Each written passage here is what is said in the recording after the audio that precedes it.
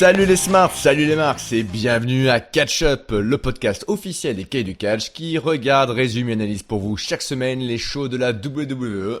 Je suis l'Amiral Ambar et ce soir pour m'accompagner dans cette review de Monday Night Raw, j'ai le plaisir d'accueillir Hank. Comment ça va Hank ? Salut, comment ça roule? Ça va bien. Je précise aux spectateurs, pour les gens qui regardent sur YouTube, que je porte des lunettes de soleil, non pas parce que je suis une rockstar, mais parce que je suis très fatigué et j'ai une sale gueule. Allez, on va commencer. Mais peut-être que c'est ça aussi, parfois les superstars WWE se font repackager parce que ils ont passé une sale soirée et du coup ils changent un truc et ça marche, on sait jamais. Voilà. Alors Un ce peu de lac soir... dans les cheveux, quoi. Ouais, de la laque, du gel, hein, ma foi, certains c'est ça, hein, ça suffit, hein, genre Rousseff qui a les cheveux courts, même si on voit pas trop en ce moment Rousseff, hein, voilà. Lui aussi, mais la gomina maintenant, un peu plus hype, un peu plus jeune. Donc ce soir, on n'est pas là pour parler de Rousseff qui est à SmackDown, on est là pour parler de Raw, donc le Raw du 5 juin qui se passe à Wilkes-Barre en Pennsylvanie, et c'est le Raw donc juste après Extreme Rules. Alors si vous n'avez pas regardé Extreme Rules, vous pouvez toujours aller écouter ou regarder le podcast qu'on fait Ringside et Raphaël dessus. En quelques mots, toi t'as pensé quoi d'Extreme Rules ? Bon show, moyen show ? J'ai trouvé que c'était un show moyen, mais élevé par deux très bons matchs qui étaient au début et à la fin. Ouais, donc Bailey contre Alexa Bliss qui était vraiment excellent, effectivement. On peut le dire. Non, je parle du Miz Ambrose. Ouais. Miz Ambrose, j'ai trouvé vraiment excellent ce match. J'ai vraiment beaucoup aimé. Et ce main event qui était monstrueux. Hein. Ouais. Qui était, il y a vraiment, je pense qu'on va se souvenir. Il y a des séquences de ce main event dont on va se souvenir à la fin de l'année parce que c'était vraiment superbement booké. L'alliance Joe Wyatt était plutôt maligne. Il y avait des passages comiques aussi qui étaient genre Balor qui piétine tout le monde les uns après les autres. Le bélier donc du coup de Joe et Wyatt qui font le tour du ring. Il y avait de l'humour et de l'acrobatie. Il y avait tout. Très bon match. Vous laissez pas regarder, matez-le. Donc voilà, qui était le gros morceau du show, ce Fatal 5-Way Extreme Rules, qui aurait pu être un gros bordel infâme, qui finalement ils ont très bien géré. Et c'est en toute logique qu'on débute le show de ce soir de Raw avec l'un des perdants de ce match, parce que c'était 5, il n'y en a qu'un qui a gagné. L'un des perdants, à savoir le prophète Bray Wyatt, qui arrive sur le ring avec toutes ses lucioles et qui dit que voilà, il avait une chance de pouvoir détruire la bête qui est Brock Lesnar en remportant ce match, mais on lui a ôté l'épée de vengeance qui était promise à lui-même, à Bray Wyatt. Et donc voilà, c'est tous les autres qui sont coupables d'avoir empêcher que l'ère de la bête Brock Lesnar s'achève, parce qu'il est encore le seul, c'est toujours un dieu, même s'il a perdu, c'est quand même un dieu, il le dit, c'est le seul qui peut vraiment battre Brock Lesnar, donc tous sont coupables, Joe sont coupables, Finn Balor sont coupables, tout le monde va payer, et donc il prononce forcément le nom de Roman Reigns, et il n'en faut pas plus pour le gros chien pour arriver, puisqu'ils ont un match tous les deux, donc Roman Reigns qui arrive aussi très confiant, très conquérant sur le ring, qui dit que voilà, c'est lui le mec dans le coin, c'est son yard comme d'habitude, et donc on a un match sans plus tarder entre Roman Reigns et Bray Wyatt. Donc dès que ça commence, dès que la cloche sonne, ça part très vite. Il y a Bray Wyatt qui va pour mettre un Sister Abigail à Roman Reigns, qui bien sûr esquive, va faire un Superman Punch, et Bray Wyatt esquive aussi. Ça continue pendant de longues minutes en échange plutôt sympathique avec quelques petites séquences comme Reigns qui fait son Superman Punch mais qui s'interrompt puisque Bray Wyatt marche à l'envers comme ça, comme une araignée et donc ça mindfuck complètement Roman Reigns, comme quoi Roman Reigns peut être perturbé psychologiquement même s'il peut pas perdre. Donc à un moment d'ailleurs Roman Reigns conteste le compte d'un arbitre. Donc on voit que Roman durcit aussi son jeu avec les arbitres. Genre non, je vous assure, j'ai gagné. Tu n'as pas lu le script, petit arbitre. Regarde, je dois gagner à la fin. Et c'est ce qui se passe. Mais il faudra ni plus ni moins que un Superman Punch suivi directement d'un Spear pour pouvoir effectivement que Roman Reigns batte Bray Wyatt. Qu'est-ce que tu as pensé de ce match et cet opener, Hank ?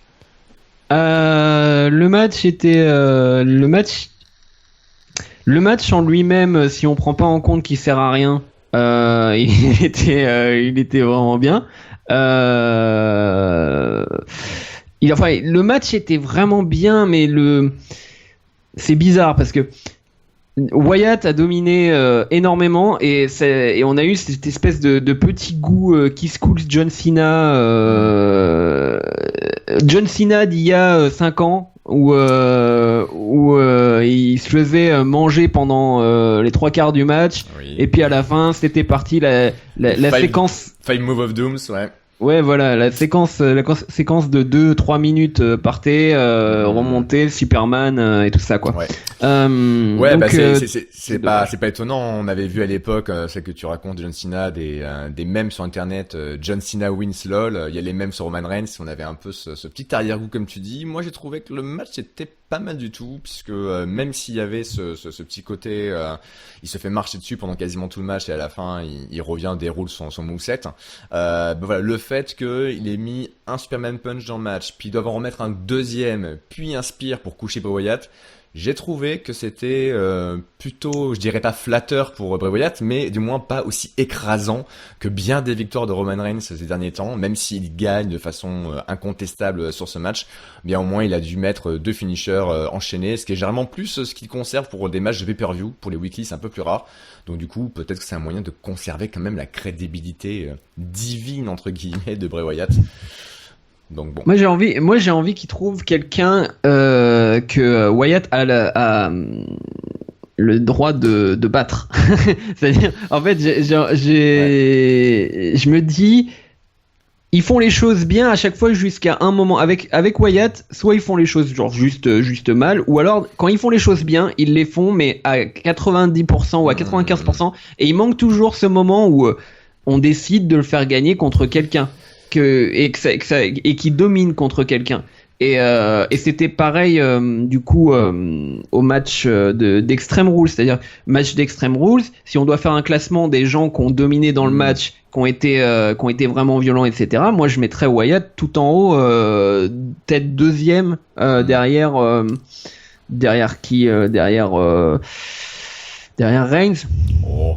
Derrière qui? Parce que, non, mais le truc, c'est que c'est pour ça que ça m'a surpris aussi. Enfin, ça m'a surpris. Bon, c'est pas vraiment la logique du catch non plus, mais Joe a gagné alors que j'ai pas trouvé que c'était vraiment Joe qui avait mis la grosse patate dans le match du pay-per-view. Ça, donc, on verra, c'est plus l'opportunisme, le réalisme vétéran, voilà. C'est le réalisme sur le terrain. Exactement. Voilà, il s'est transformé, Joe, au moins, voilà. Il fait pas un gros match, mais quand il a la balle devant les buts, il tire et marque. C'est le principe. Mais non, je salue quand même. Pour Wyatt, le problème, c'est que de toute façon, à l'époque où il était en équipe avec les autres, c'était que un travail d'équipe où il trichait à plusieurs. Et je pense qu'ils ont peur de le faire gagner dans des rivalités à terme, pas juste un match, mais vraiment les rivalités, parce qu'ils en font quoi? Ils savent pas trop quoi faire vraiment encore de ce gimmick. Encore que récemment, il commence à parler depuis quelques mois, depuis qu'il a touché le titre mondial du côté de SmackDown, il commence à parler de vouloir des ceintures et de faire des analogies dessus, alors que pendant 90% de sa carrière à la WWE, Wyatt n'a jamais parlé d'avoir une ceinture. Donc c'est encore récent, donc ils ont encore effectivement du progrès à faire de qu'est-ce qu'on fait de la gimmick du personnage de Wyatt s'il gagne. Voilà. Il commence à alléger le côté mystique et ses promos sont beaucoup moins abstraites qu'avant ces derniers temps, je trouve. Là, par exemple, dès qu'il dit je suis un dieu, juste après, il explique quand même parce qu'il y a besoin d'un dieu pour battre Brock Lesnar, tu vois. Oui. C'est pas juste je suis un dieu et puis je vous domine tous et blablabla. Je suis le nouveau visage de la peur. Voilà. Il veut battre Lesnar et il y avait une bonne idée derrière le fait que il y a le mec qui se prend pour un dieu, enfin le dieu contre le monstre, tu vois. Il y avait une bonne idée derrière ça. L'archange Michael qui, enfin Georges, je sais plus qui tue la bête, le diable, Satan, Thor qui tue le serpent. Bref, c'est mythologique tout ça. Voilà, c'est beau. Mais je salue le fait qu'au moins, même s'il gagne pas, la WWE le book quand même assez fort. Oui. Il met des sales mandales quand même à Reigns dans la close line de Bray Wyatt, je m'en lasse jamais quoi. Il a Ouais. une clothesline, il décapite les gens. Hein. Ah, c'est Et, clair que c'est la clothesline des Wyatt, hein, que autant Bray que aussi Luke Harper a une belle clothesline aussi, mais le chef n'est pas en reste. Hein. Alors du coup, mm, tu salues ça, tu loues le fait qu'il soit booké fort et c'est vrai depuis qu'il est depuis le brand split, hein, enfin pas depuis le brand split, mais depuis finalement là le il super change. shake-up, il monte, il est un des top heels de Raw. Mais est-ce que tu salues ce qu'ils font sur la prochaine séquence qui suit, c'est ce qu'on verra, puisqu'on retrouve après ce match Charlie Caruso backstage avec Enzo et Cass, c'est soft, hein, donc vous souvenez, ce qui vous tient en haleine depuis 2 semaines, c'est que chaque semaine Enzo se fait tabasser dans les coulisses. Donc là, ils expliquent en gros les softs que cette fois-ci ça arrivera pas puisque Big Cass va le surveiller, ne va pas le lâcher d'une semelle. Pendant ce temps-là, Enzo est en train de draguer plus ou moins gentiment donc Charlie Caruso. Il reste un peu comme ça. Cass qui a fini sa ligne part et Enzo se rend compte que Cass n'est plus là au bout de 30 secondes. Il fait hey, qu'est-ce que tu fais tu m'as déjà abandonné, etc.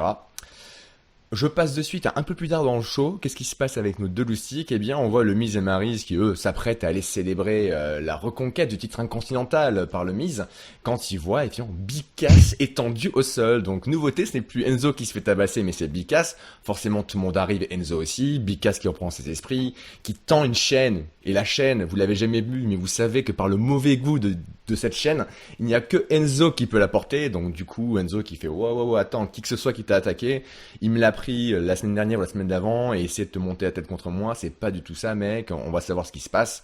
Là, l'infirmier ou le médecin dit, bon Cass, faut que t'ailles chez le doc pour te faire penser les blessures, etc. Mhm. Enzo dit, bah non, on a un match, hein, il peut pas m'abandonner, je peux pas m'en sortir seul, comment on fait? Eh bien, il faudra trouver un autre partenaire, Enzo. Et plus tard, en émission, arrivé sur le match, donc Enzo arrive sur le ring, on a le club, hein, Gallows Anderson, qui sont là, et donc Enzo qui fait sa petite gimmick habituelle et qui accueille son partenaire du soir, qui n'est pas Geekas, mais qui est un géant. Et oui, tu l'as susurré. C'est le gros chauve. Le gros chauve, un géant pour remplacer un autre géant. Donc il y a une petite séquence un peu rigolote où Enzo blague avec le Big Show qui regarde ça très sceptique, très je ne réagis pas, je ne souris pas. Enzo qui fait je trouve ta main si chaud, qu'est-ce que tu fais? Tu veux maigrir pour rentrer chez les Cruiserweight ou quoi? Bref, un petit segment, on a doute, est-ce que le Big Show va pas étaler Enzo d'un knockout punch? Bah non, le Big Show, il est en mode face en ce moment, donc il prend le micro, il refait les catchlines de Cass. Donc tout le monde rigole, c'est super lolilol. S'ensuit un match squash assez inintéressant où le Big Show fait tout le boulot et à la fin il prend Enzo et refait la prise, boom shakalaka, en le lançant sur ces pauvres Gallows Anderson qui se sont fait encore une fois humilier. À la fin de ça, ils sont dans les backstage en train de rigoler, Big Show et Enzo, ils se sont passés une bonne soirée. Il y a Cass qui arrive, qui est un peu vénère, qui fait hey, Big Show, ça fait des semaines qu'on ne te voit pas, et là, juste au moment où je suis out, il faut un remplaçant pour Enzo, tu débarques. Big Show qui coupe court, il fait écoute, moi je suis un géant, je peux pas attaquer les gens dans le dos, ça se voit. Donc du coup, c'est pas moi, allez les gars, bonne soirée, à la prochaine. Voilà pour ces longs segments tout du long de l'émission concernant les softs. Qu'est-ce que tu penses de cette intrigue? Parce que le match, on va même pas le commenter, je pense, hein, mais enfin, tu peux dire ce que tu veux. Si tu c'est ironique c'est ironique parce que je viens de me rendre compte que le verre dans lequel je bois là, c'est les verres Enzo and Cass là, de la Slam Crate. Donc du coup, qu'est-ce que j'ai pensé? Moi, ça me dérange pas. Je t'ai trouvé un peu, comment dirais-je?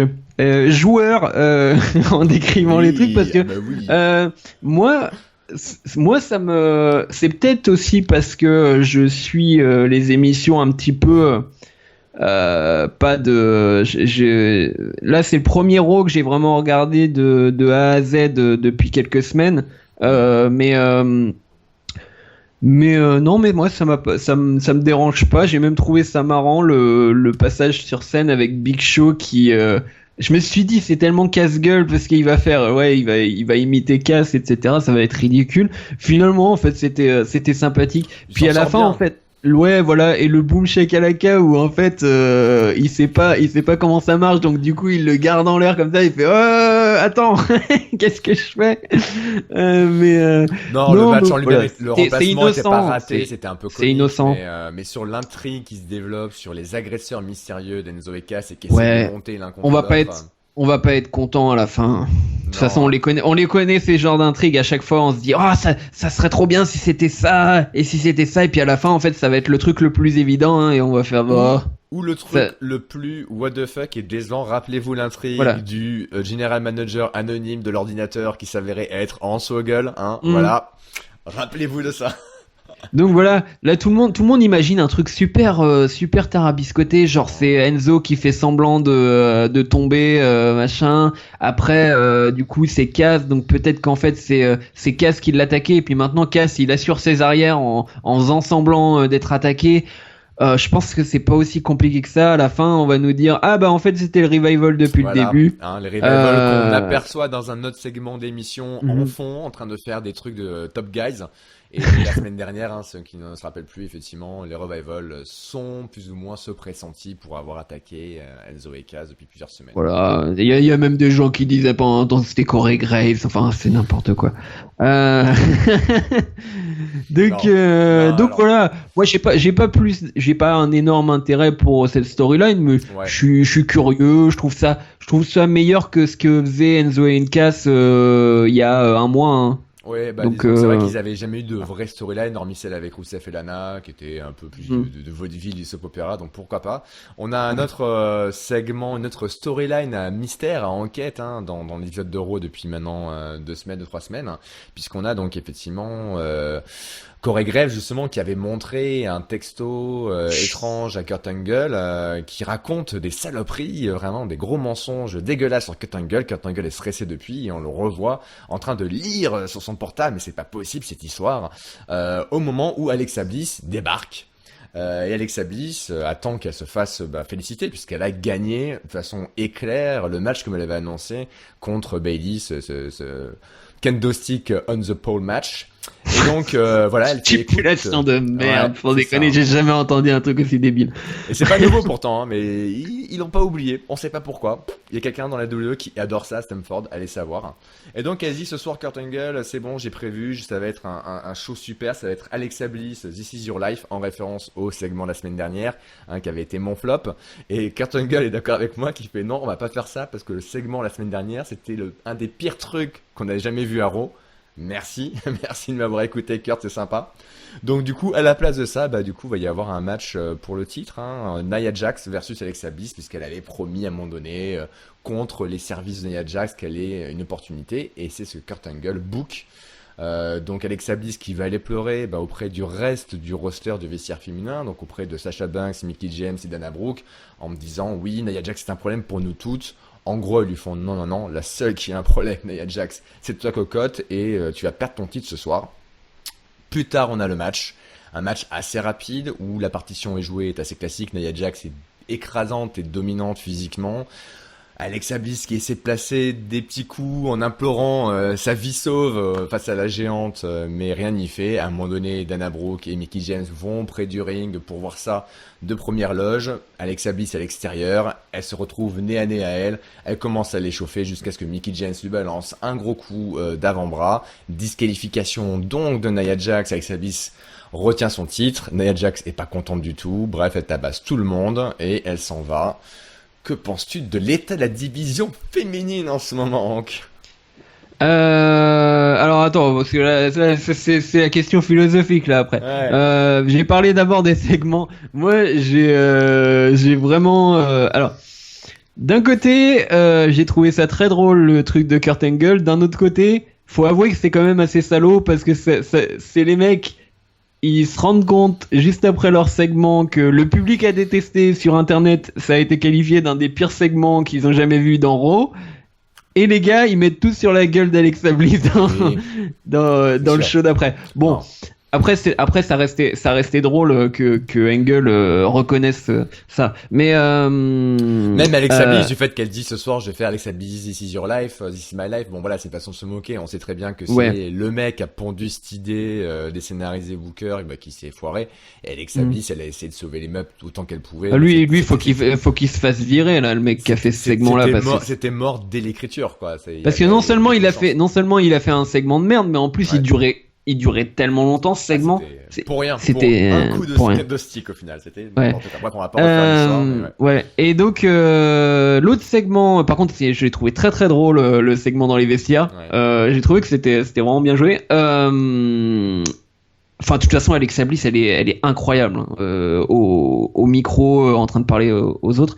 Le match, c'était pas vraiment un match, quoi. C'était un petit truc. Mais l'état de la division, je sais pas. Là, cette semaine, ça stagne, mais en même temps, je trouve ça bien parce que ce qu'ils ont fait, c'est que ils ont voulu jouer la cohérence, ce qu'ils font jamais, c'est-à-dire genre on a promis un title shot à Nia Jax, il y a des plombes, et ben on va s'y tenir, mais en même temps, ça serait complètement con que Nia Jax gagne maintenant parce qu'elle a pas de elle a pas de momentum, comme on dit, elle a pas catché d'ailleurs, je crois la semaine dernière. Ni Non, peut-être la semaine avant. Elle aux abonnés absents depuis un petit moment, Nia Jax, depuis Ouais, qu'elle voilà. a essayé de tuer Charlotte, hein, finalement.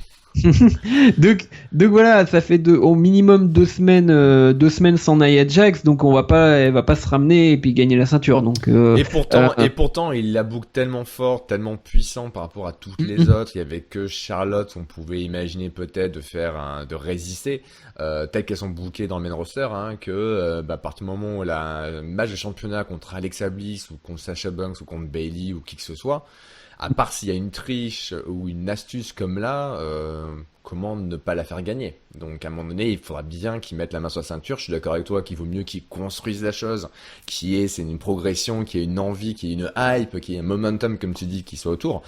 Mais il faudra pas la faire catcher à X matchs de championnat avant de la faire gagner, parce que bon, c'est... oui, mais c'est pour ça qu'en fait il fallait remettre les choses à plat et au lieu de d'oublier totalement le title shot, ils l'ont joué. Maintenant c'est remis à plat. Il y a les deux autres du coup Brooke et Mickie James qui vont aussi sûrement demander un petit peu leur opportunité. Donc du coup ça va y avoir quelque chose comme peut-être un Fatal 4-Way ou je sais pas quoi, enfin un truc pour déterminer une nouvelle contendeuse en attendant que Bayley soit remise. Moi je verrais bien Banks du coup repartir à la chasse, hein, pourquoi pas. Mais d'ailleurs on a vu des images de Bayley qui étaient un petit peu ridicules d'ailleurs. Ouais, c'était un petit peu ridicule parce que c'est des gens. Oui, alors voilà les séquelles de Bayley après le match. Elle a elle a des traces de kendo stick dans le dos. Mais elle s'est pas cassé quelque chose. On nous dit pas qu'elle s'est cassé la jambe, on nous dit pas qu'elle s'est déboîté l'épaule, on nous dit juste. C'est un peu genre attention, ce sont des femmes, ce sont des petites poupées, donc là regardez ces 3 traces de kendo stick. Voilà, elle a 3 griffures dans le dos, il faut qu'elle reste à la maison. Ça manque un peu Photoshop cette photo, on est d'accord. Donc Bayley, on sait je pense pas qu'on va la voir, ou alors on va la voir en interview seulement la semaine prochaine, on va pas la voir je la vois pas dans le ring avant au moins 2 semaines, quoi. Ouais, tout à fait, puisque pour ceux qui n'auraient pas vu, Extreme Rules, elle s'est fait battre Bayley assez salement. Elle s'est fait squasher là. Donc là, elle est un peu enterrée pour un petit moment. Bref, on verra comment la hugueuse rebondira. On poursuit avec quelqu'un avec qui on commence à être familier maintenant, le drifter Elias Samson qui est dans le ring. Je t'aime le drifter. Voilà, donc qui a un fan au moins, la personne de Hank. Donc Drifter est au milieu du ring et entonne sa chanson en demandant effectivement au public, comme il l'a fait depuis quelques semaines, qui veut marcher avec Elias. Et donc il fait une chanson où en gros il trash la ville en disant que c'est une ville de pecno et de merde, hein, jusqu'à ce que y ait Dean Ambrose qui débarque, qui l'interrompt. Et donc du coup Dean Ambrose dit ok, attends, j'ai un truc à dire, et puis il commence à frapper Elias Samson et à le virer du ring en disant suffit ces conneries, moi je veux mon title match, mon rematch, parce que j'ai perdu hier à Extreme Rules ma ceinture intercontinentale, je veux mon rematch ce soir. Donc il y a le Miz qui apparaît à l'écran sur Titantron avec Marie, ils sont en train de se faire maquiller, il fait hey, Dean, ce soir c'est la célébration de mon comeback tour pour le championnat intercontinental, donc pas de match ce soir, t'as rien à faire, allez, va-t'en. Là, Samson, pendant ce temps-là, le drifter commence à drifter dans le dos de Dean Ambrose et donc lui place son rolling cutter, son finisher. T'as entendu la phrase qu'il a dit après? T'as pas entendu la phrase après qu'il l'ait attaqué, une fois qu'il est par terre, il fait tu vois ce qui se passe Ambrose quand on me frappe avec un micro? Ok, pas mal. Pas mal, pas mal. Comment justifier une attaque comme ça? Ah, voilà! Donc, Dean Ambrose, qui après va aller se plaindre dans coulisses auprès du manager, hein, Kurt Angle, et Kurt Angle qui fait, écoute, attends, lâche-moi Dean Ambrose, là j'ai Maryse sur le dos qui arrête pas de m'emmerder, c'est elle qui organise la célébration, la fête pour le Miz, donc je veux pas avoir affaire à elle, donc écoute, ce soir tu prends ta soirée, c'est même pas je te demande ça un ordre, tu prends ta soirée, tu auras ton rematch, mais plus tard. Et donc Dean Ambrose qui va pour partir de l'arène. Qu'est-ce que tu as pensé de ce drifter donc, que tu sens l'aimer autant et de ce qui a suivi? La chanson était pas aussi bien que celle qu'il a fait avec Extreme Rules. Il disait Baltimore est une ville bathed in filth. Enfin, c'est genre baigné dans la crasse. La crasse, ouais, voilà. Qui serait dépressif s'il y habitait. Parce que c'est et ça, je m'en suis souvenu que du coup, quand j'ai regardé un autre podcast où c'est vrai que à Baltimore, ils ont tourné The Wire et enfin ils ont tourné quelques des trucs criminels. Il y a pas mal d'histoires là-bas, quoi. Donc du coup, c'était marrant. Non, j'aime beaucoup. J'aime bien aussi le fait que ils lui ont donné, comme disent les Américains, ça comeuppance, c'est-à-dire son retour de bâton après que Ambrose l'ait mis à terre, l'histoire de pas le faire passer du coup du côté de la barrière jobber, tu vois. Oui. Là c'était bien, ça va pas diminuer Ambrose, de toute façon on va le voir plus tard. Non, c'est très donc bien. donc ouais, c'est effectivement une bonne. Il le gère pas trop mal pour l'instant. Il tâtonne, hein. Il essaie de. Et il est préservé, hein. Il est préservé pour l'instant. Ouais. En tout cas, je suis content de ne pas le voir comme la semaine dernière, en train de squasher un no-name, hein, un jobber local, parce que bon, le traitement Braun Strowman, ça va une fois, mais. Ah bah de toute façon, Samson, t'es content quand tu le vois pas faire un match. Hein. J'ai dit que je l'adore, mais je l'adore comme personnage. Il a jamais fait un match intéressant à NXT. Et j'en ai vu un paquet des matchs de Samson à NXT. Mais bon. Ouais. Donc on verra. Pour Samson, c'est fini pour ce soir. Dean Ambrose, évidemment, on le retrouvera un peu plus tard parce que c'est le lunatic fringe instable, l'Iselum, tout ça. Donc forcément, il va pas écouter ce que lui dit Kurt Angle. Mais pour le moment, gros morceau de la soirée, c'est le vainqueur du match phare de la veille, Extreme Rules. Donc Jonathan le Samoan, Samoa Joe, qui débarque. Puisque donc c'est annoncé au prochain pay-per-view d'Euro qui s'appelle, et c'est pas une connerie, Great Balls of Fire, donc les super boules de feu, que Samoa Joe essaiera de prendre le titre de la bête Brock Lesnar. Et donc Joe vient faire un statement, comme on dit sur le ring, hein, donc il dit que voilà, tout le monde regarde l'homme qui va affronter Brock Lesnar et surtout l'homme qui n'a pas peur de Brock Lesnar, parce que Joe n'a pas peur de Brock Lesnar, parce que Joe, il envie Brock Lesnar. Joe, il envie le planning de star, hein, qu'a Brock Lesnar, le fait qu'il vienne une fois et puis il repart pour 2 mois, il n'a pas à venir catcher toutes les semaines parce que Joe, ça le gonfle. Joe, il a envie d'avoir Paul Heyman aussi pour faire ses courses et pour être son représentant officiel, mais surtout Joe, ce qu'il veut, c'est forcément le titre universel de Brock Lesnar. Donc Joe, il va l'affronter, il va le prendre jusqu'à ce qu'il soit coupé, pas par Brock Lesnar, mais celui qui fait son travail de micro aussi, Paul Heyman, qui du coup, dans une promo, comme il sait bien le faire, hein, avec une certaine maestria, dit que Joe est vraiment le premier prétendant, le first contender, même s'il y a quelque temps il était venu dire à Finn Balor qu'il verrait bien Finn Balor être le gagnant, parce que du point de vue de Paul Heyman, Finn Balor était le meilleur scénario pour son client Brock Lesnar. Alors que Joe, c'est le pire scénario pour Brock Lesnar. Mais ce qui est important, c'est que son boulot à Paul Heyman, c'est de faire en sorte que Brock Lesnar soit aussi le pire scénario envers Joe, puisque Brock Lesnar n'a pas peur de Joe comme Joe n'a pas peur de Brock Lesnar. Donc voilà, tu l'as voulu de Joe, tu vas l'avoir, tu as rendez-vous Brock Lesnar. Sur ce, il se serre la main de façon gentleman. Paul Heyman commence à partir, sauf que Joe n'a pas terminé. Il fait « Attends, j'ai un truc à dire, Paul », et puis il commence à marcher vers lui de façon un peu plus agressive. Paul se retrouve bloqué entre les cordes en disant « moi je suis qu'un avocat, hein ». Et il a plus son micro aussi. Ouais. Juste pour préciser, c'est pris avec le micro de la caméra, donc du coup Ouais. c'est très genre petit message, c'est pas pour le public. C'est ça. C'est vrai que tu as bien raison de le rappeler. Ça rajoute dans l'emphase et ce qui suit, puisque donc effectivement Joe lui dit, écoute, ce qui va se passer, c'est que je vais mettre mon bras autour de ta gorge et je vais serrer très très très fort jusqu'à ce que tu t'évanouisses. Et je veux que tu racontes exactement comme seul toi peux le faire, Polly, ce que tu as ressenti, parce que c'est ce qui va arriver à Brock Lesnar. Donc là, Eman n'en revient pas et Joe met sa menace à exécution, le chope, lui met de la coquine à cloche jusqu'à ce que Paul Heyman soit une grosse baudruche couleur pivoine bleu-violet, il passe partout. Jusqu'à ce qu'effectivement il soit complètement KO et Joe s'en va, laissant Paul Heyman au bon soin des médecins, qu'on retrouvera un peu plus tard dans la soirée, en train de se faire soigner, son téléphone sonne, on voit la caméra que c'est Brock Lesnar qui l'appelle, et donc concrètement ce qu'ils se disent c'est que ben écoute, là Brock il est temps de lâcher la bête, donc ce que tu vas faire c'est que tu vas être là la semaine prochaine à Raw et qu'il est le temps, vraiment le temps de faire naître chez Joe la peur, la vraie grosse peur. Qu'est-ce que tu as pensé de tout ça, mon bon Hankin?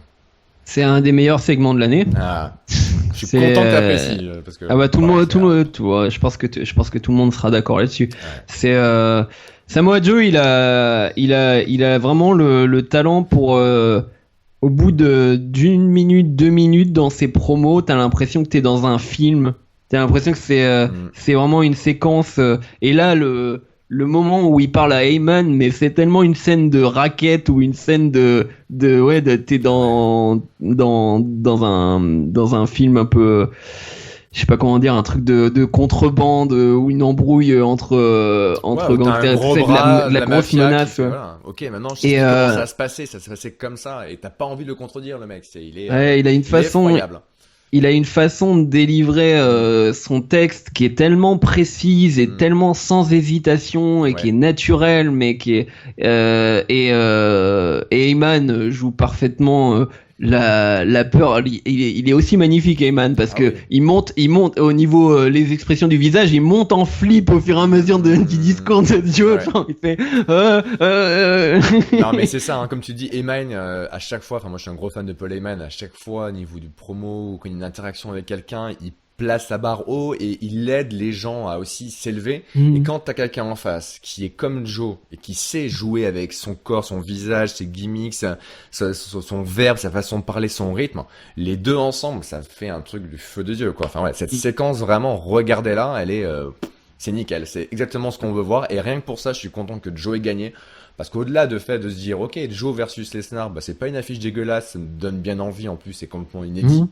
Bah voilà, si ça peut donner effectivement plusieurs segments jusqu'à ce pay-per-view, jusqu'à ce Great Ball of Fire, des segments de cette qualité-là, je pense qu'on peut être plutôt satisfait. Ouais, et c'est là aussi qu'on voit que Joe c'est un mec qui a une expérience de ouf et qui arrive, ça fait 4 mois qu'il est là et il tape un segment qui est digne d'une superstar qui a 10 ans à la WWE, quoi. Il est Bah de toute façon, il a est 10 ans impeccable, ailleurs, quoi. hein. Il a eu 10 ans Oui, à oui. TNA, à la Ring of Et Honor et d'autres comme endroits, on hein, le dit, donc, on l'a déjà dit dans d'autres podcasts, ouais. il y a aussi des mecs qui ont peut-être pas 10 ans, mais qui ont 5 ans en indé, etc. Ils arrivent et ça clique pas, ça marche Bien pas, sûr, quoi. bien sûr. Ils ont pas le bon perso ou Ouais. autre. Mais Joe, c'est vrai que son Euh, personnage, lui, la force qu'il a, c'est que son personnage n'a quasiment jamais changé depuis de voilà, nombreuses ouais. années. Hein. Moi, je le regarde depuis très longtemps à TNA, Ring of Honor, il a le même. Il sait tellement être menaçant, ne serait-ce que quand la caméra le suit, qu'il fait son entrée et qu'il regarde la caméra et qu'il fait des petits signes de tête comme ça. On fait, ouais, monsieur, non, c'est pas moi, non, je vais pas vous emmerder, allez-y, passez, je vous en prie. Ouais. On voit, Et il est joue là-dessus, crédible. c'est nickel. Ouais, ah ouais. Et enfin, je veux dire crédible, pas seulement au niveau du discours, Mm. mais aussi physiquement. On aurait vu un Balor qualifié, tu vois, ça aurait été plus compliqué, quoi. Même si, Ouais, ça aurait été un autre scénario, ça moi, aurait été le j'ai du David mal. contre Goliath, mais Ouais, mais j'ai du mal à. Même si Balor, il peut être impressionnant, même dans le match du Extreme Rules, il était impressionnant. J'aurais du mal à voir, je sais pas, dans le ring, l'affrontement la semaine prochaine, genre Balor face à Lesnar et me dire, ouais, il a une chance. Bof. ouais, je comprends. Je conçois, ils ont tellement buildé Lesnar fort et destructeur hein, que oui, il faut un mec plutôt balèze, on va dire, pour qu'il soit une menace Ouais. crédible, du moins aujourd'hui. Joe, on le reverra juste après aussi en backstage avec Kurt Angle, qui bien sûr l'engueule hein, pour ce qu'il a fait à Heyman. Et donc Joe il dit mais écoute, toute personne qui se met en travers de mon chemin, je l'écrase. Donc est-ce que toi Kurt, tu te mets en travers de mon chemin? Là arrive le sauveur, donc le Kingslayer, Seth fucking Rollins, qui fait non, il se met pas en travers de ton chemin. Par contre, moi, je me mets en travers de ton chemin. J'ai pas oublié que t'as failli me baiser ma carrière en me blessant il y a quelques mois. J'ai pas oublié. Donc du coup, ce soir, on va avoir un match tous les deux. Ça va pas se passer comme ça. Et c'est ce qui est programmé par notre general manager comme étant le main event, Samoa Joe contre Seth freaking Rollins. On verra effectivement sur la fin. Entre-temps, qu'est-ce qu'on a? Eh bien, un petit focus sur la division par équipe, hein, donc puisqu'on a de nouveaux champions, les 2 fois champions maintenant, Cesaro et Sheamus, qui ce soir affrontent eh bien Heath Slater et Rhino, qui c'est d'ailleurs la première fois je crois qu'on les voit à Raw depuis le Shake-Up. Un match assez court, assez bref, où Cesaro va essayer de contrôler le dehors du ring hein, en occupant l'adversaire pendant que Sheamus balance des gros coups de poing et des bro kicks à tout va jusqu'à ce qu'il fasse un break kick final sur Heath Slater. Donc victoire des champions par équipe qui font une petite promo ensuite pour dire voilà que les seules personnes qui sont dégoûtées des gens qui sont dégoûtés que Matt et Jeff Hardy soient revenus, c'est Matt et Jeff Hardy parce que là ils sont chez eux en train de soigner leurs blessures parce que nous on est une équipe intelligente, on a gagné hier et d'ailleurs on n'est pas juste des personnes qui fixons le niveau, qui fixons la barre, on est la barre.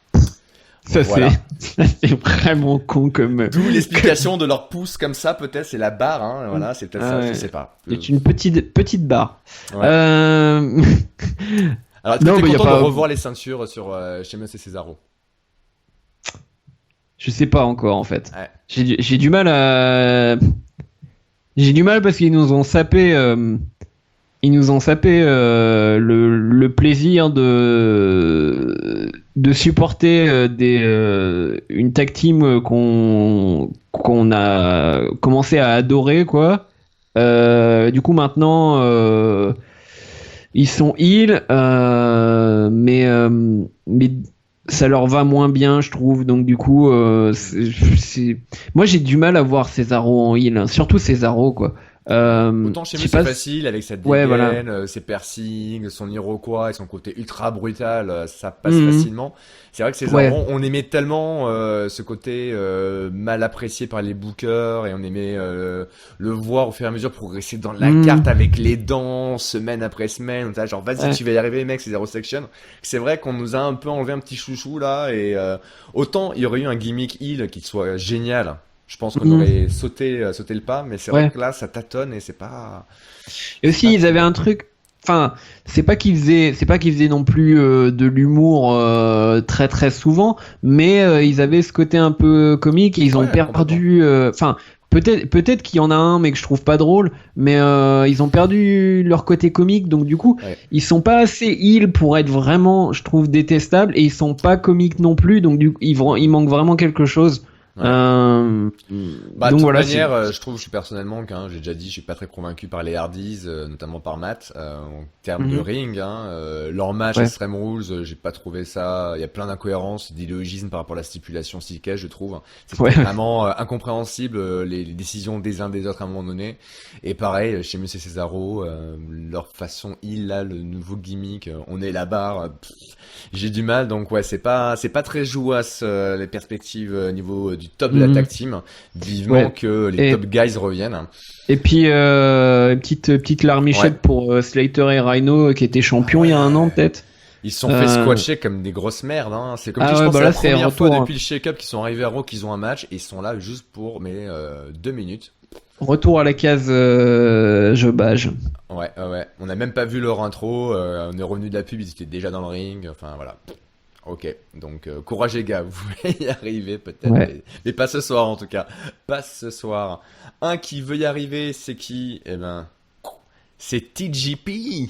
TJ Perkins, hein, donc qui arrête Neville, le roi Neville, qui a conservé sa ceinture, défiant les pronostics, hein, et en battant Osinaris que tout le monde voyait déjà avec le titre. Et bien non, Neville a gagné contre Osinaris, et donc TJP qui le félicite. Il fait, tu sais, on avait dit qu'une fois qu'on avait réglé le cas Osinaris, ça serait moi le contender pour le titre. Donc c'est pour quand, c'est pour quand. Neville qui fait, écoute, petit péon, va déjà t'occuper de ton match de ce soir. Je vais aller parler à Kurt Angle. Et donc c'est très logiquement qu'on a un match de cruiser.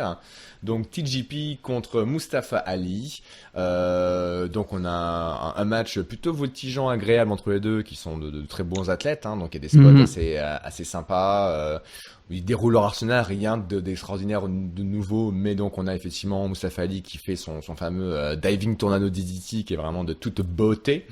Et donc on a TJP qui a mon nez le bloc et lui met son detonation kick, une victoire clean, propre, impeccable. TJP qui fait la fête et dans son nouveau gimmick vachement arrogant, en regardant encore le public et le ring, quand des feux d'artifice explosent. Et là j'ai bien aimé le jeu de Perkins, hein, qui vraiment fait le mec affolé, apeuré, qui savait pas ce qui se passe. Et c'est donc les pyros du roi Neville qui débarquent. Donc TJP qui fait ok, il est là pour m'annoncer que c'est bon, on a le match. Il tire un peu la tronche, Neville, il fait écoute, j'ai parlé avec Kurt Angle, j'ai une mauvaise nouvelle pour toi. Donc TJP fait quoi, c'est quoi ce soir? Attends, on va leur parler ensemble, je veux mon match. Et en fait, il n'a pas compris TJP. La mauvaise nouvelle, c'est pas ça. La mauvaise nouvelle, c'est qu'il a bien un match contre Neville, mais demain un 205 et Neville qui chope TJP et le tabasse comme le paysan qu'il est, en disant tu crois que t'es à mon niveau, mais t'es qu'une merde. Allez, va te faire soigner pour ce soir. Rendez-vous demain. Je vais t'exploser à 205. Tu l'as fait un peu en speed, mais moi, ce que j'ai trouvé le meilleur quand même dans cette séquence, c'est justement le passage où Neville arrive vers lui avec la tête un peu penaude et qui lui fait j'ai beau être le roi des cruiserweight, je suis pas un faiseur de miracles. Et ça faisait très, enfin en sous-texte, ça faisait très genre mec t'es pas assez haut dans la carte. Et donc du coup, bah c'est ça, hein, il est pas au Neville level. Voilà, et du coup, après, TJP qui fait « Oh non, on va retourner en coulisses, on va parler à Kurt, ça se passe pas comme ça. » Et Neville qui joue tellement bien, le fait genre « Putain, il me casse les couilles. » les yeux qui s'énervent. Il est vraiment sérieux, il croit qu'il peut être dans le ring avec moi, mais non. Voilà, et quand il le massacre, il lui fait « T'es pas à mon niveau !» Ouais. Grosse merde. Et puis, ce qui est pas... Enfin... Après, bon, ça me dérange pas non plus, mais ce qui est pas j'ai pas envie d'utiliser cohérent parce que Giscal va encore. Mais lâche-le, ce qui est pas très cohérent, c'est que le mec il le frappe et il dit t'es pas à mon niveau, etc. Et il a fait donc on comprend qu'il a même pas demandé à Kurt Angle à mon avis. Mais et après il lui dit on aura un match demain à 205 Live et tu fais mais pourquoi tu lui donnes un match? Ah, je pense non, je suis pas d'accord. Je pense que peut-être qu'effectivement, le même chose qu'il y a eu entre Alexa Bliss et Nia Jax, c'est qu'à un moment donné, il y a des champions qui promettent à d'autres personnes, genre ouais, t'es le prochain sur la liste pour avoir un match, mais d'abord faut régler le problème de un tel. Et derrière, le GM qui fait attends, je peux pas laisser les champions promettre des matchs comme ça et pas les assurer derrière. Donc ça me paraît pas incohérent que ça soit validé. Puis bon, de toute façon, 205 Live, il y a pas de GM, hein, c'est un monde un peu à part où il se passe des trucs, on sait pas trop pourquoi. Donc ouais non, je me paraît pas déconnant qu'il te dit ça, genre et puis même la mauvaise nouvelle, c'est ça finalement quoi, c'est j'ai une unfortunate news for you TJP. C'est que demain on a un match toi et moi, je vais t'écraser quoi. Mais du coup, c'est un match pour la ceinture? Oui, pour la ceinture. Oui, c'est un match pour la ceinture. Donc du coup, c'était une bonne nouvelle entre guillemets. Même si là, c'est censé être une mauvaise parce qu'il est en train de, il le blesse, j'imagine, quand il est à terre. Même la mauvaise nouvelle, c'est que de toute manière, il pourra pas gagner, il va être ruiné TJP parce que le roi est tellement haut et Neville est tellement bon dans ce gimmick et je suis vraiment content, même si j'aurais aimé voir Austin Harris avec un run de champion, hein, et ça arrivera tôt ou tard, mais je suis vraiment content qu'il capitalise encore une fois sur Neville pour rester champion des Cruiserweight parce qu'il fait tellement bien le job que c'est impeccable. Bon, en tout cas, c'est une séquence qui est intéressante et je crois que c'est une des très rares fois depuis que le show a débuté que ça me donne envie de regarder 205 Live. Alors qu'à chaque fois ils disent demain à 205 Live et je fais on s'en fout. Mais là j'ai envie. Là je veux voir. Et autre chose, je sais pas si tu as envie de le voir, c'est le nouveau film de Goldust. puisqu'on a un segment cette semaine, comme la semaine dernière, donc de Goldust dans son fauteuil de réalisateur. Donc vous savez, R-Truth a fait un segment lui plus Brooklyn, Shaft, etc. Et donc Goldust qui fait oui, R-Truth il veut voler ma chaise de directeur, blabla, ça se fera pas comme ça. Et derrière plus tard, on aura R-Truth qui refera un segment qui refera la citation de Samuel L. Jackson dans Pulp Fiction. Your mother shut your mouth. Voilà. Est-ce que toi, tu as quelque chose à dire sur ce qu'ils font de Goldust et R-Truth, qui n'apporte rien de plus par rapport à la semaine dernière, hein, selon Claire, il n'y a rien de plus à dire ou à voir. Prenez ce que la WWE vous offre comme package de départ à la retraite et allez-y. Très bien. Allez-y, les gars. S'il Eh vous bien, plaît. je n'ai rien Avec de plus. avec tout le respect que je dois à Goldust, hein, c'est pas mon époque, c'est parce que c'est pas l'époque où j'ai regardé le catch, mais non, on s'en fout, il faut arrêter, faut qu'ils arrêtent. C'est pas, non. Je pense que c'est officiellement, ça se prépare pour être officiellement la rivalité de l'été. Vous savez, c'est comme la chanson de l'été, on l'entend pendant 2 mois et on s'en souvient pas, on n'entendra plus jamais Et puis parler. c'est Je écrit pense par que des c'est ça. ringards, quoi. Depuis les citations de Pulp Fiction, c'est pas, on fait pas ça en 2017, quoi. Et C'est pourquoi nul. pas? La citation de Pulp Fiction, c'est quand même un verset de la Bible, hein. Ézéchiel 25, Oui, 17, mais etc. non, mais c'est ringard quand même. Enfin, je veux dire, Ouais, mais le ceci dit, Goldust, c'est pareil. Je veux dire, c'est sympa pour les. En fait, ça s'adresse aux gens qui ont dans la 40-50 ans, qui ont regardé la WWE il y a ouais, 30. ça Enfin, il y a s'adresse, je pense, au plus ou moins, c'est des clins d'œil cinématographiques, hein. Goldust, il fait des citations qui sont en référence de Gone with the Wind, qui est un vieux film des années 40 américain. Comment il s'appelle? R-Truth, lui, il a cité Shaft la semaine dernière, Pulp Fiction. Non, Aussi n'importe quoi. A Few Good Men, donc c'est vraiment cinématographie américaine qui s'affronte un petit peu. Donc oui, pour nous, peut-être public non américain, ça nous paraît vraiment sibyllin, mais niveau États-Unis, ça fait référence plus ou moins à des œuvres majeures du cinéma. Mais après, c'est clair que ce sont deux superstars Non, mais je les connais. dont Enfin, l'intérêt est plutôt il y a 20 ans, 15 ans que maintenant, on est ouais. d'accord. C'est plus maintenant qu'on a envie de Les voir. références sont pas obscures, hein, mais Non, mais c'est juste que c'est pas, voilà, c'est pas intéressant. En plus, autant Goldust, enfin là j'ai été méchant, mais autant Goldust il se tient, il sait faire une promo enregistrée, plutôt bien écrit.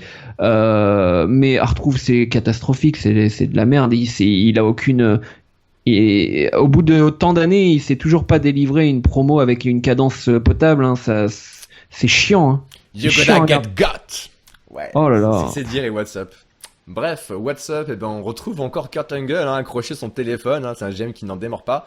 Sauf que là, il va carrément voir Corey Graves à la table des commentateurs, donc Corey Graves qui se lève, donc Corey Graves et Kurt Angle ils parlent, Angle il repart en coulisses, Corey Graves revient, Michael Cole demande de quoi ça parle. Corey Graves ne dit rien et Kurt Angle ne dira rien non plus quand un peu plus tard il est interrogé sur le contenu de ses messages.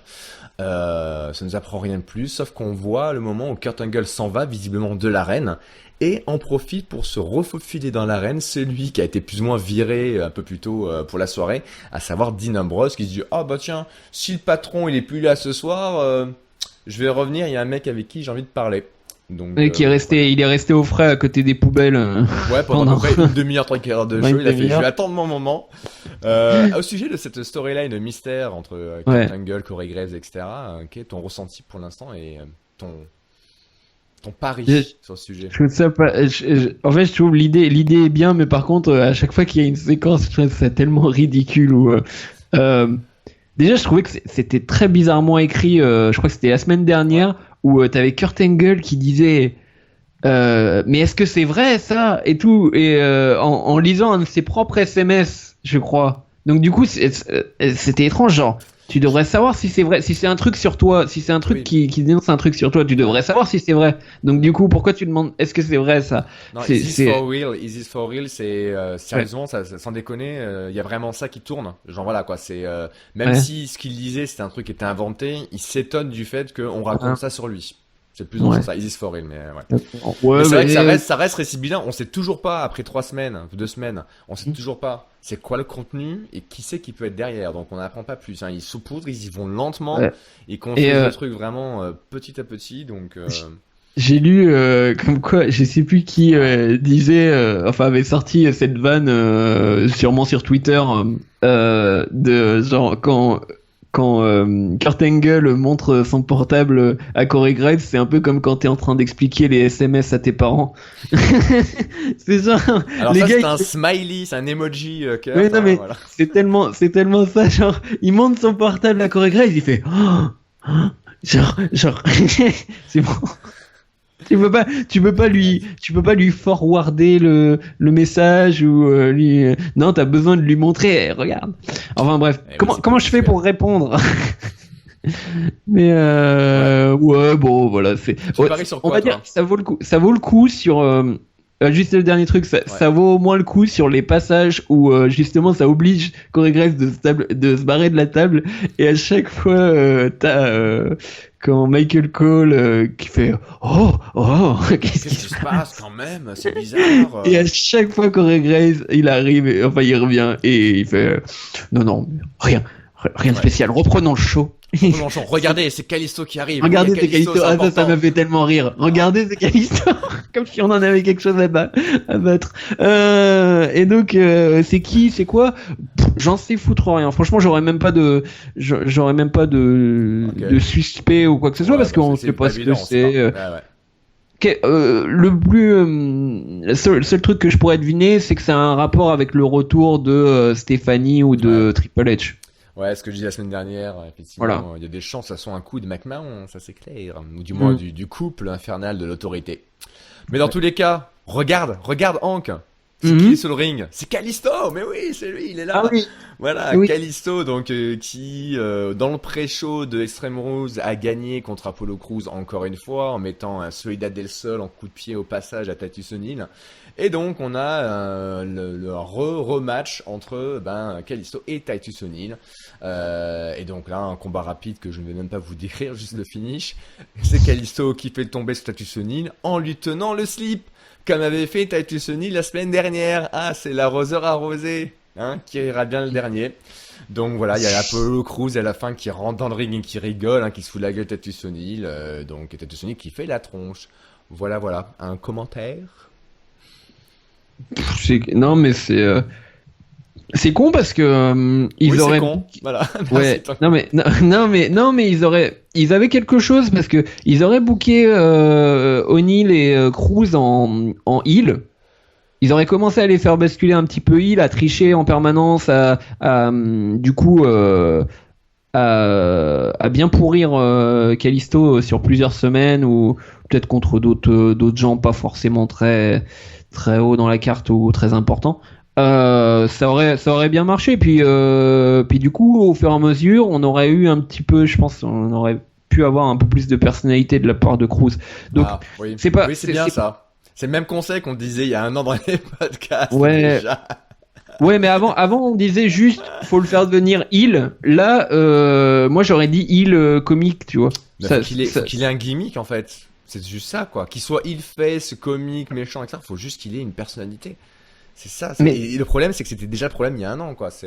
Mais là, il y en a un. Là, il y en a un parce que ça aurait été l'élève, tu vois, l'élève de O'Neil, qui est le roi de la triche cheap.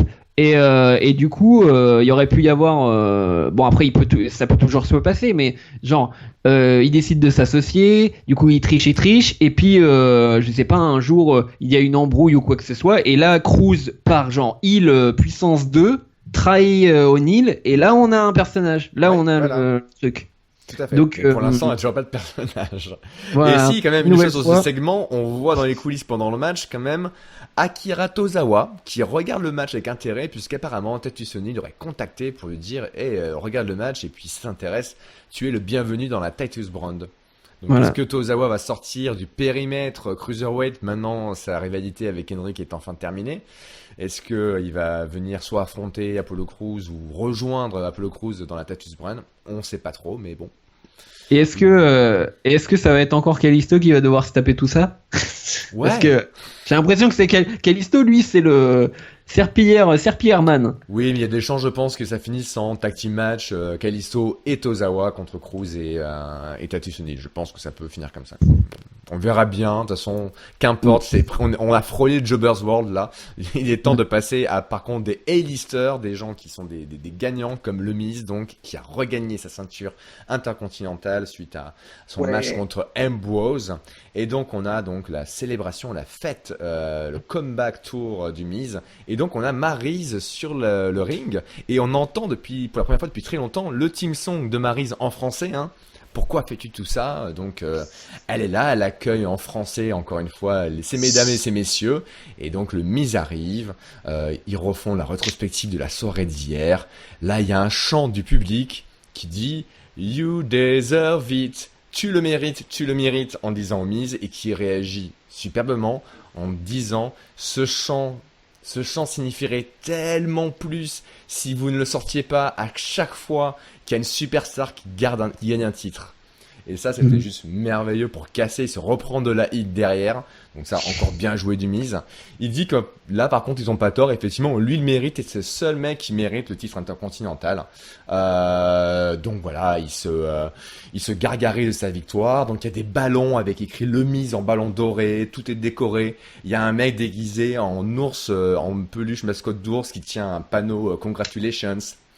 Et donc le Miz à mon donné se rapproche justement de ce mec avec l'ours et il fait bravo pour l'ours, c'est super chéri, c'est génial d'avoir ça. Et Maryse elle fait mais non, l'ours c'est pas moi qui l'ai commandé, c'est toi. Bah non, c'est pas moi.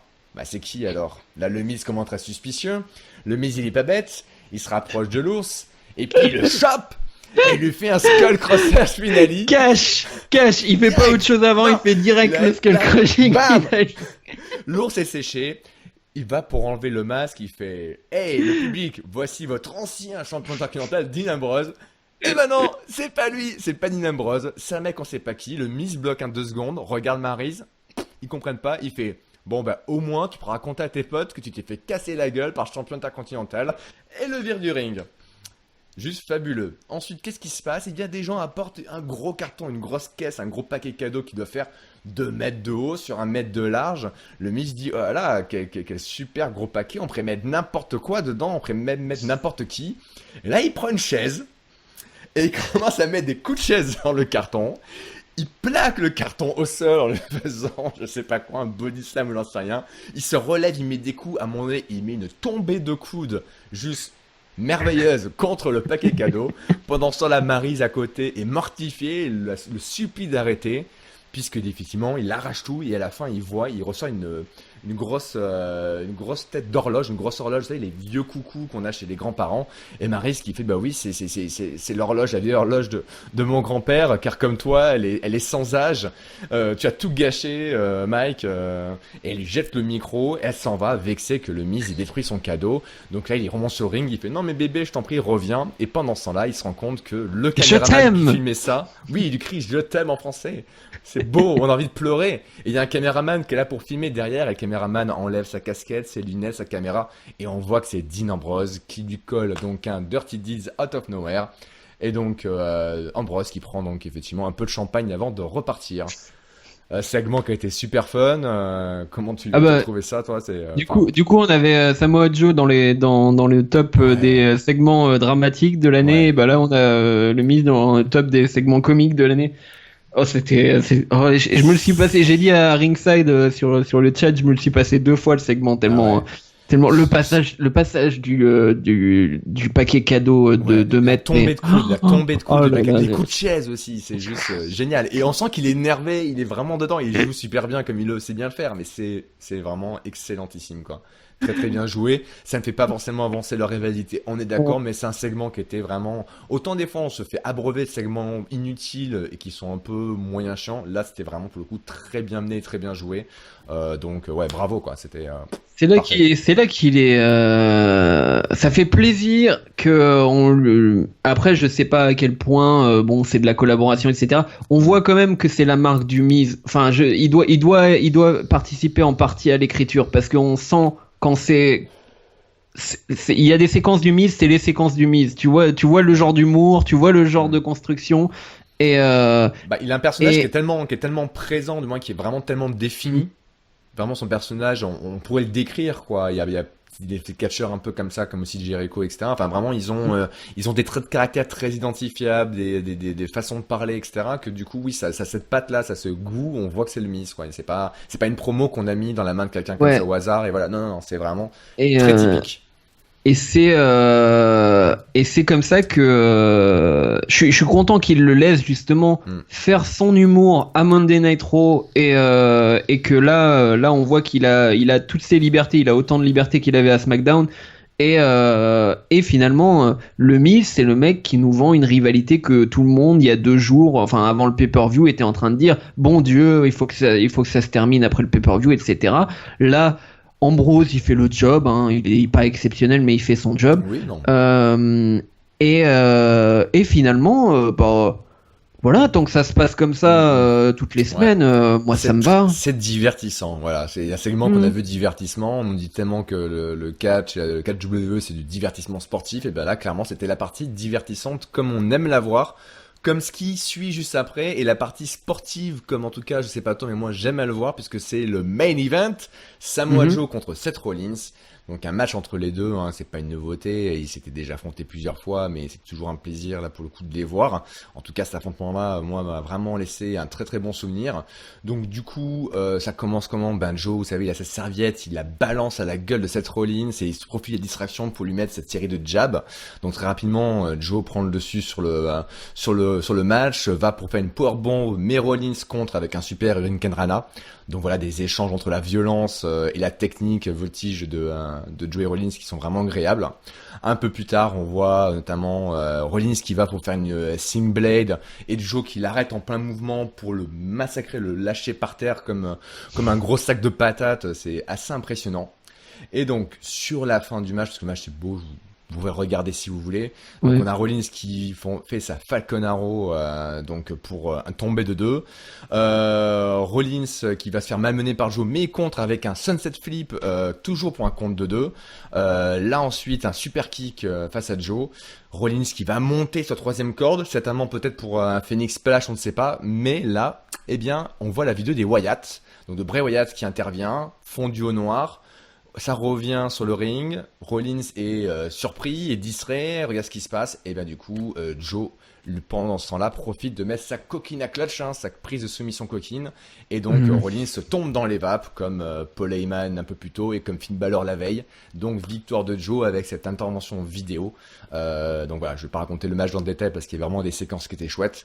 En Ouais. tout cas, un Joe dominant, même s'il y a eu cette intervention à la fin de Wyatt, le match était vraiment un échange de coup pour coup quasiment entre les deux, à part que Rollins sur la fin commençait à arriver à son momentum. Est-ce que toi t'as apprécié de les voir re-échanger leur prise sur le ring? Ouais, le match était vachement bien, mais ça m'a été c'était un peu sapé depuis le début parce que on voyait on savait déjà que Joe allait gagner, donc du Hmm. coup c'était après c'est vrai que tu rappelles que Balor du coup a abandonné, enfin est tombé dans les vapes Voilà. aussi, donc euh, logique, mais pour le coup, juste si on parle juste de la soirée, j'ai trouvé ça un peu zarbe de montrer d'abord Heyman qui est bon quand même un mec, c'est pas un catcheur, c'est un mec Hmm. âgé, il est un peu gros, etc. Donc c'est logique qu'il tombe dans les vapes tout ça. Et Rollins, je trouve que c'est un peu too much. Alors peut-être qu'ils Ouais. veulent dire que la coquine à clutch c'est fatal, etc. Mais j'ai du mal à ensuite imaginer une soumission sur Brock Lesnar, quoi.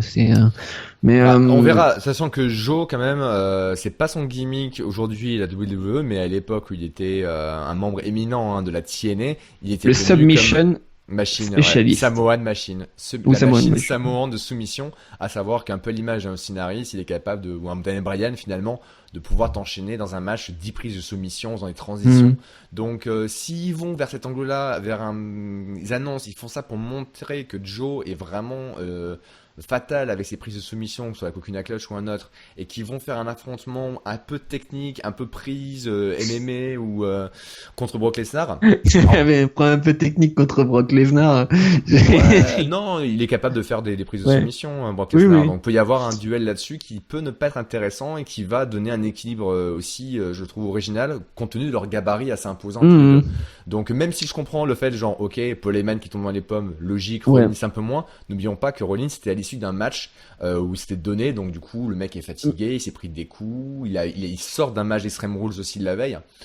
Mhm. Ok, c'est une prise de soumission. Plutôt que de faire abandonner Rollins, que Rollins tape, plutôt le faire tomber dans les pommes, pourquoi pas, quoi.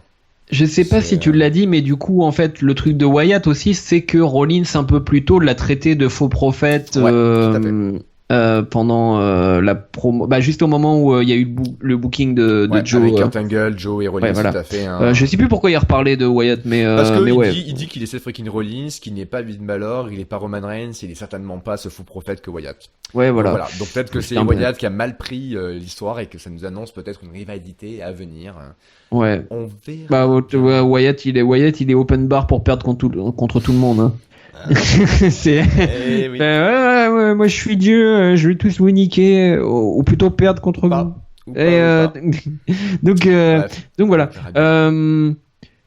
Bon, je sais pas s'il y avait besoin de ça pour le builder encore plus dans la soirée, Joe. Mais en même temps, si vous bookez Joe Rollins, c'est Joe qui doit gagner, hein, c'est normal. Actuellement, oui, c'est lui qui va pour le titre, et puis finalement, Mais- c'était pour peut-être un peu conclure, pas conclure, mais mettre un stop à leur rivalité qui était pas totalement réglée. Donc, pour comme ça permet que Rollins maintenant va aller se venger auprès de Wyatt, Mhm. et Joe va avoir le boulevard libre pour le Ouais. pay-per-view et le match de Lesnar. C'est Ouais, pas ouais. incohérent. En tout cas, j'ai pas trouvé que Rollins avait démérité, notamment sur la fin du Mhm. match. Il était en train de gagner, il a enchaîné deux moves très puissants qui étaient quasiment des comptes de 3 contre Joe. Il allait faire Ouais. son Phoenix Splash, il a été interrompu. Donc pour moi, ça le sauvegarde. Donc Mais on c'est a toujours pas c'est vu mal. son vrai nouveau finish en fait. Non, il se on fait les- assez rare, ouais, sans son compte genou sauté, un peu à la Kenny Omega, on sait pas trop, Ouais. on verra. Hein. Peut-être que Euh, Wyatt se le mangera et on verra. Oh, sait-on jamais. Bon, en tout cas, c'est tout pour ce soir. Hein. Il est temps de passer au mot de la fin. Donc, comme d'habitude, hein, tu connais, top, flop et ta note. Bon, on se répartit pour le top entre le Vas-y. Miz et Joe. Vas-y, prends ce que tu veux.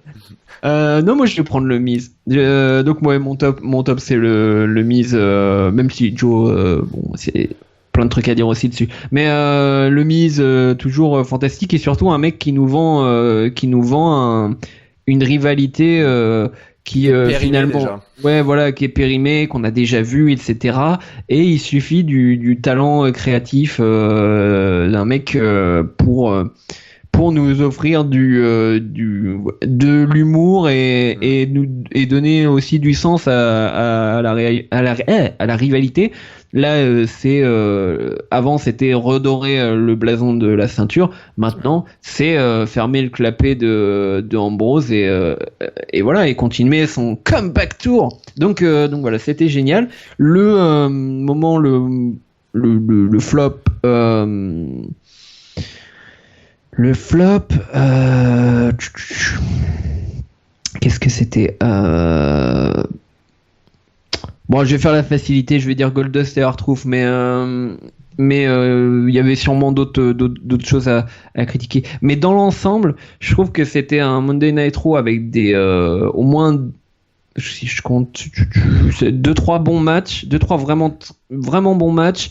Des très très très bons segments hors des matchs, hein. À part Goldust et R-Truth, j'ai que des bons souvenirs quasiment.